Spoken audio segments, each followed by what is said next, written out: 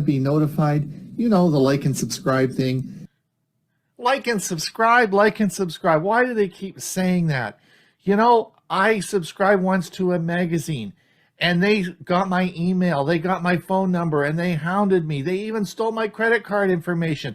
If I subscribe to something, they're going to send me email, spam mail. Not way. I'm not going to subscribe. No way, never.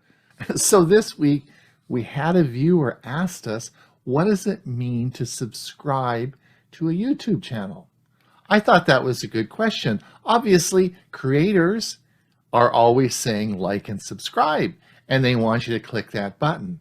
But I guess you could also think, as that person on the video you just saw was very concerned about subscribing. Are you going to get junk mail? Are you going to get email? Are they going to phone you? What happens actually when you push that subscribe button?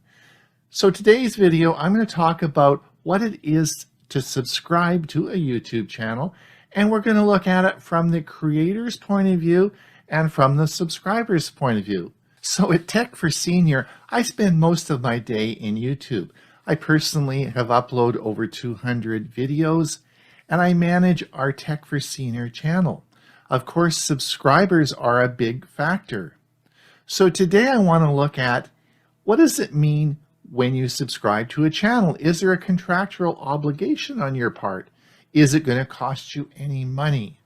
Is this going to create email spam for you? What is the relationship between a YouTube creator and a YouTube subscriber once that button is pushed and you now subscribe? That's what we're going to look at in this video today. All right, we have creators and we have subscribers. So let's look at the creators for a minute. Creators put a lot of hard energy into creating videos. They upload them to YouTube and they hope that they're going to be seen.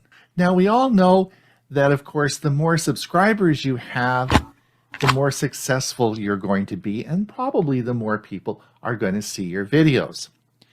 So how YouTube looks at creators really is how many subscribers you have. That's sort of how you're classified. Simple. The more subscribers, the more successful you're going to have. And the other thing is, as you get bigger and more subscribers, YouTube opens up more features for you. So it is the thing that everyone strives to as a creator, is to get bigger and get more subscribers, because you'll be more successful and more features in the YouTube channel will open up for you. And that's simply how it works. And so as creators, that's why we always want you to subscribe. Now, as a viewer, you are wondering, why do they keep bugging us? Why do they want us to hit that button? And all the things we do in creating our videos is to get you to push that button. We want you to subscribe.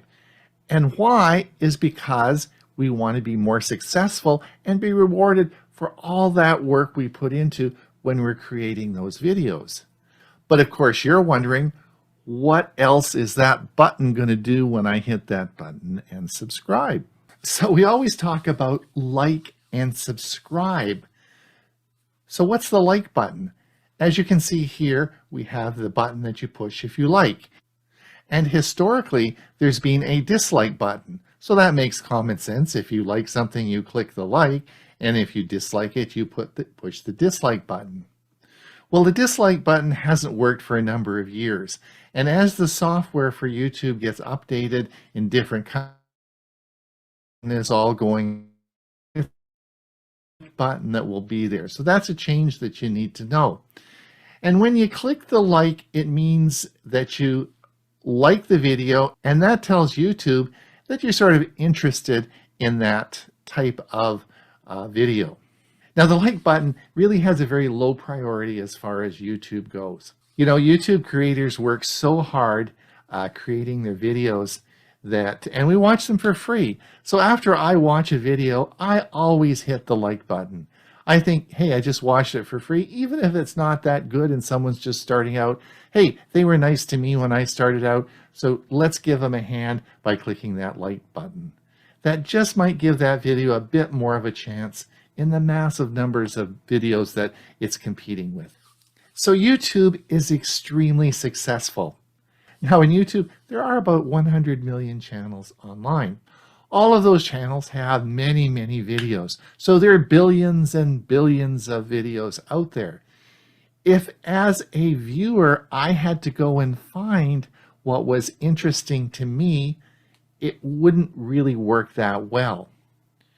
The number is so vast that I would never find the interesting videos that would be pertinent, would be interesting to me. The secret sauce that YouTube has is the ability to know what you want and to present those videos on your home page that you really want to watch. You'll be interested in them. It knows what you want to watch, and they do a very good job of that. I can watch 24 hours a day. They're just so good. So they do a great job at that. Some people call it an algorithm. I call it magic. It just happens. But you know, when you click that like button and then you subscribe, then that helps Google figure out exactly what you're interested in. So when you hit that subscribe button, what actually is happening is you're telling Google, hey, I'm interested in this content and this channel. And that's going to help select what you're going to be presented with on your home page. Now, this is a creator's tip. Many creators think that if they have 100 subscribers, then their videos will get shown to 100 viewers. If they have 500 subscribers, then it will get shown to 500 viewers. Well, that's not true. In my case, I subscribe to over 400 channels, and that would just be too many videos for them to put all in my one home page. So YouTube still selects this based on your recent activity and what it thinks that you're going to be interested in. And that's what happens when you hit the subscribe button. Now, here's the interesting thing. When I got my first 100 subscribers, I was so excited. I said, I'm going to contact them and I'm going to send them a nice email and tell them, oh, this is great. Thank you so much for subscribing. And then I looked and looked and looked and looked, and I couldn't find out how to do that. And actually, there is no way that a YouTube creator knows who those subscribers are or can contact them. Now, they know where the subscribers came from. There's an incredible analytics to go on that, but there is no way in which the creator can contact you as a viewer by clicking that subscribe. So you shouldn't worry about getting email or getting contact or anything like that. The only purpose of that subscribe is simply to let YouTube know that you're interested in that material. And it sort of keeps it secret to itself.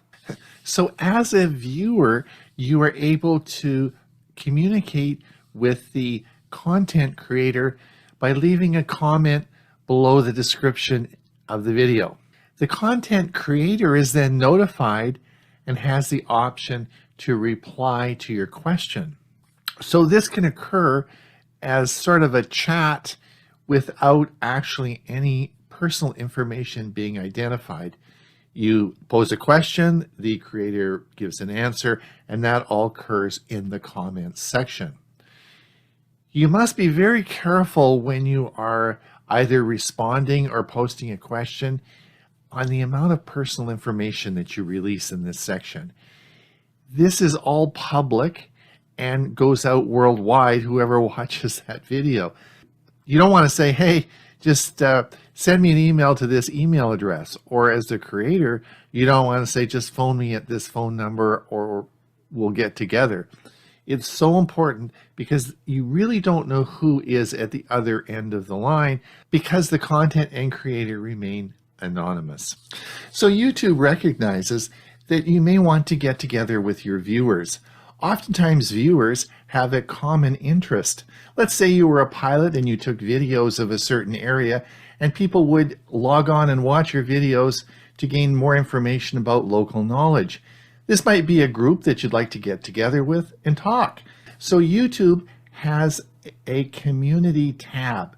What a community is, it's a lot like a Facebook group. It's a closed group that you can have, and it's called your community. And if you look on screen, you'll see this community tab.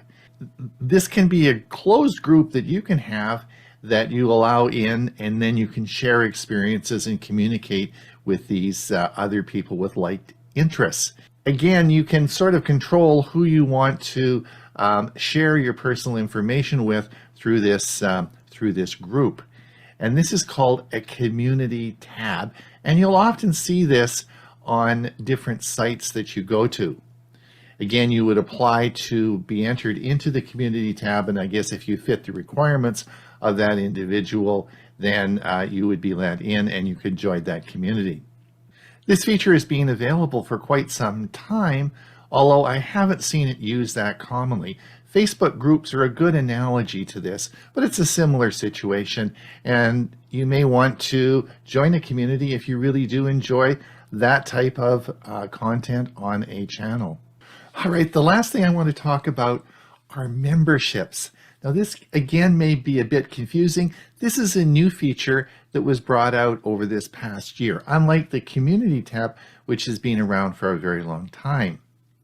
Now I want to draw your attention to a good friend of mine, Michael Daniels, and I want to show you his site to explain this. So YouTube brought memberships in about a year ago to help creators monetize their channel and structure how they want to deliver their content. Now, if you look at Michael Daniels, I'm a member of his channel, so I've subscribed to his channel, but I also am a member in his membership. Now, Michael has designed his membership in 3 tiers. There's a level 1 tier, a level 2 tier, and a level 3. And this really depends on what content you're looking for.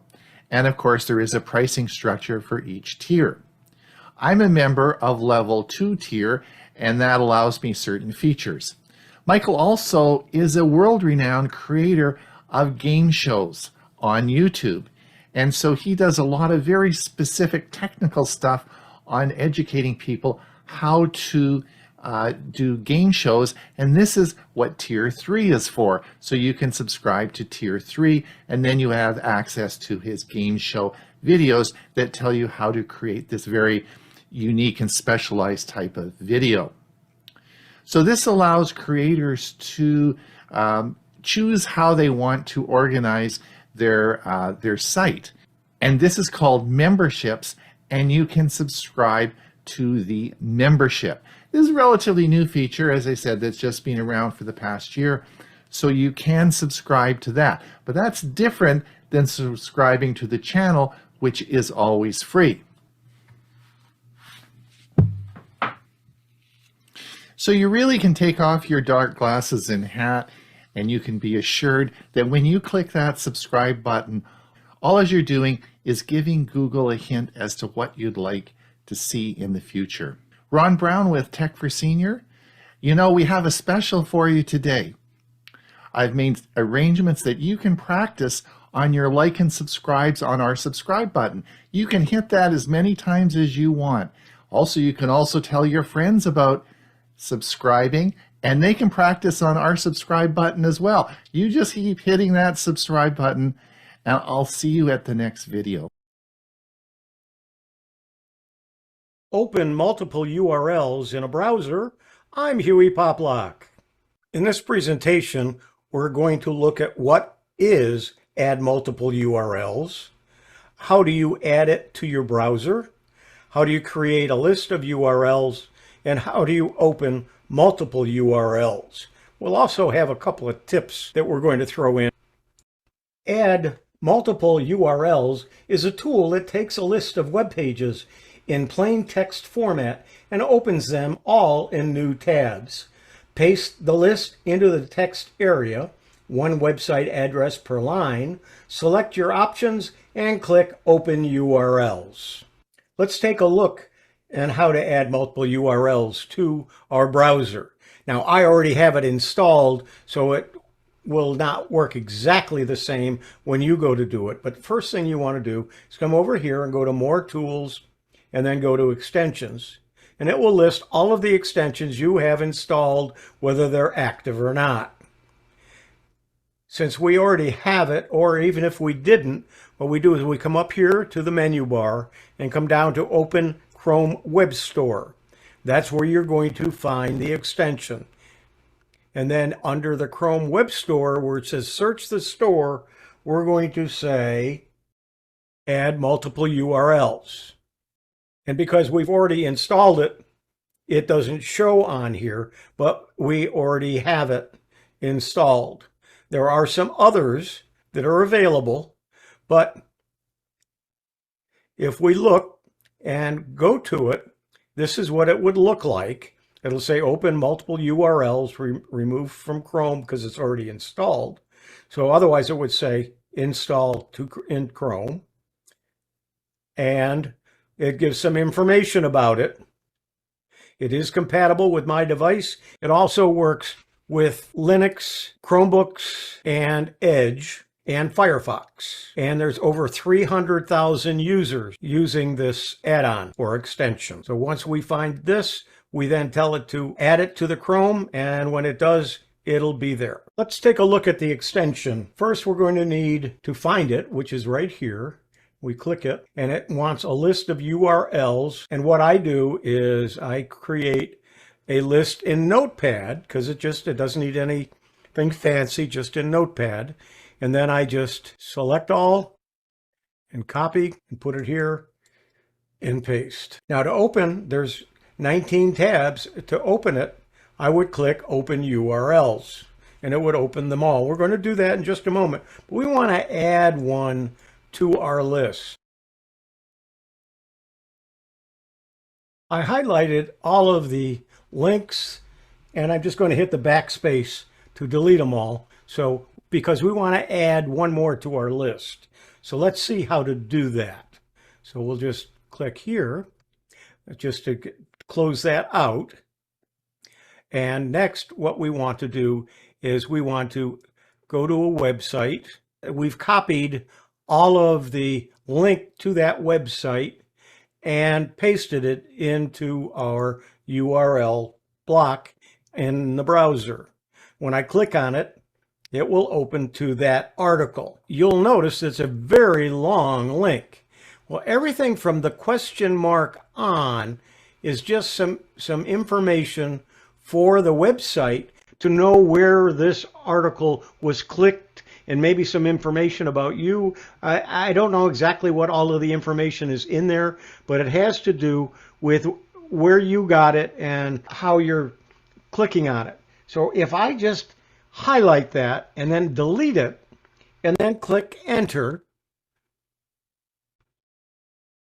it takes me to the same page.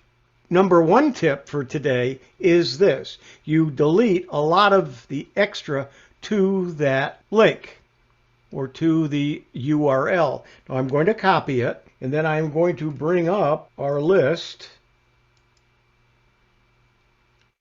and I've added it down here. So it's now there's going to be 20 editions. So what we're going to do is copy all of this, do a Control-C, minimize this. We'll come back to the add-on or extension. We're going to paste all of that, and then we're going to click. I'm going to turn that off so it opens everything. I am going to open URLs, and you will see what's going to happen here at the top. All of the URLs are loading. It takes a while when you have 20 URLs loading at the same time. However, they're there now. So if we go to any one of these, we can see that article. And if we go right to the end, we can see the one we just added. So that's how you open multiple URLs at one time. Now let's delete a couple of these, just to say we did. We've been working with it. We've used a couple of the websites, and we no longer need to have them in our open container. And then something that a lot of us do by mistake, and that's go over and click the X when we want to close something out for the whole browser instead of just an individual tab. If you do that, you know what happens. The whole thing goes away. And when it does, uh-oh, I lost all my links. Well, here's tip number 2 for today. If you hit Control, Shift, and T after you open the browser, so we'll open the browser and it's blank. If you hold down the Control and the Shift and then hit the letter T and then let go of it all, it'll take you right back to where you were when you closed the browser. This works in Chrome and it does also work in Edge. So if you close it out, it doesn't ask you, are you sure you want to do this? Firefox does that. It says, are you sure you want to close all of them? Chrome does not. It doesn't have it even as it doesn't give you that choice. You can get them back if you close it by mistake. In review, I've explained what the extension is, add multiple URLs, and then how you add it to your browser, how you create a list of URLs, and then how you open multiple URLs. The 2 extra tips that I talked about were shortening your URLs. If there is a slash and then a question mark and a whole bunch of gibberish after it, you can delete from the slash question mark till the end, and it should work fine.